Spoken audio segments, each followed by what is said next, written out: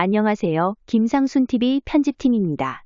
차이나제이 뉴스 304번째는 과열된 중국 단오절 용선 경기 사망사고 편입니다. 지난 6월 10일은 음력 5월 5일로 중국의 단오절입니다. 기원전 340년에 태어난 구런은 당시 정치가이자 애국주의 시인으로 유명했었는데 초나라가 망하자 구런이 명나수에 투신하여 자결을 했습니다. 이때 주변 어부들이 물고기들이 구런의 시신을 먹지 못하도록 찹쌀을 뿌렸다고 합니다.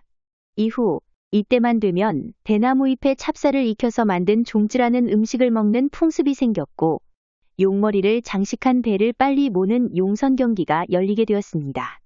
용선 경기는 애국시인 구런의 시신을 빨리 건지기 위해 시작된 것이 유래라고 하는데 지금까지 매년 단오날이 되면 용선 경기가 벌어지고 있습니다.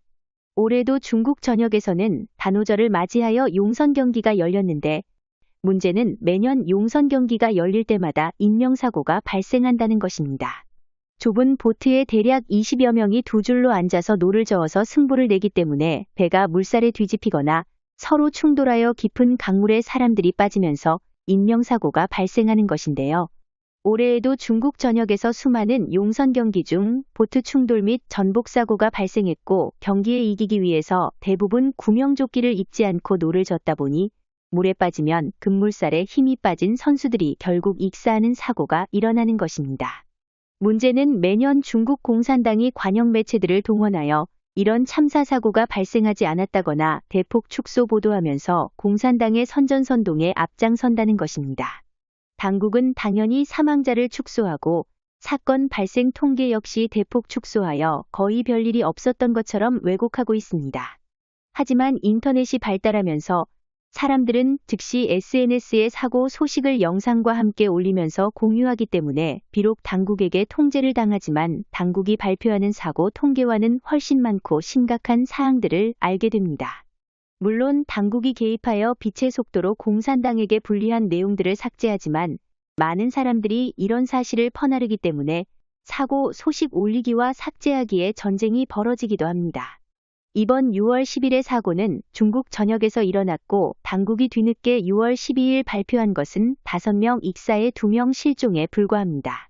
그러나 단오절 전야인 5일과 8일 중경시 수산현과 호북성, 황강시 황매현에서만 이미 모두 4명이 사망하고 여러 명이 부상을 당했다고 합니다. 6월 10일에는 중국 전역에서 용선 경기가 벌어졌는데 얼마나 많은 경기가 벌어졌는지조차 집계되지 못할 정도였다고 하니 실제 사망자는 엄청날 것이라는 겁니다.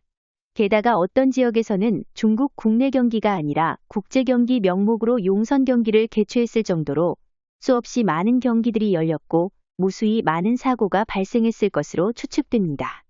문제는 용선 경기에 참여하는 사람들이 전문적인 선수들이 아니라 며칠 내에 급조된 팀이 많다는 것입니다.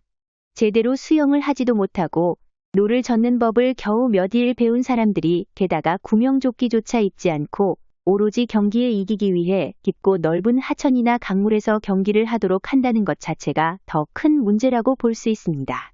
게다가 사고가 난 배는 배를 모는 조타자가 겨우 이틀 동안 배운 신참이었으니 이런 정도의 안전불감증과 무모함이 사고를 발생시킨 것이죠. 중국인들의 안전불감증, 귀신을 쫓는다는 폭죽놀이와 함께 용선 경기 역시 매우 위험하고 무모한 전통이 되었습니다. 시청자 여러분, 어떤 생각이 드십니까? 차이나제이 뉴스 시청해주셔서 감사합니다.